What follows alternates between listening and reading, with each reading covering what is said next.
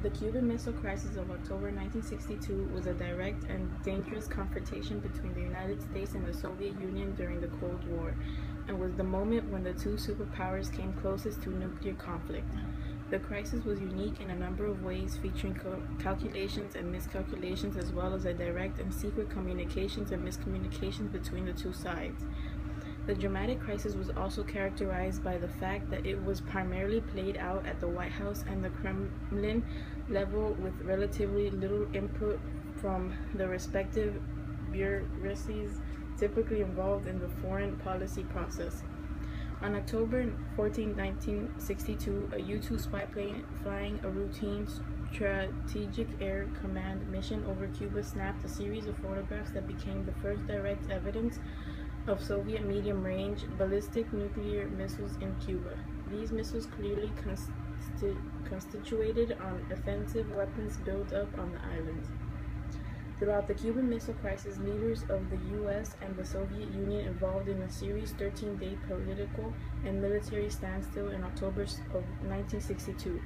This took place over an installation of nuclear-armed Soviet missiles on Cuba grounds. This happened 90 miles from U.S. grounds. President John Kennedy announced to the Americans on October 22, 1962, about the missiles. He explained his decision to pass a naval blockade all around Cuba and made it clear that the U.S. was prepared to use military power if necessary to neutralize this perceived threat to national security.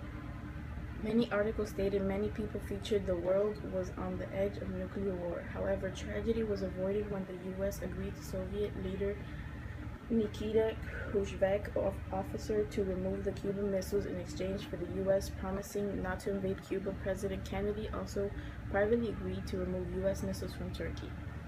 Other events that happened in October were the Joint Chiefs of Staff strongly advised Kennedy to make an airstrike.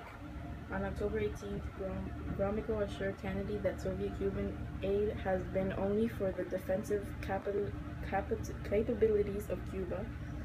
On October 23rd, Kennedy receives a letter from the Khrushchev in which Khrushchev states that there is a serious threat to peace and security of peoples. Robert Kennedy speaks with Ambassador Dobrynin. October 24th, Soviet ships en route to Cuba reversed their course, except for one. U.S. military forces go to DEFCON 2. On October 27th, Kennedy sends Khrushchev a letter stating that he will make a statement that the U.S. will not invade Cuba if Khrushchev removes the missiles from Cuba.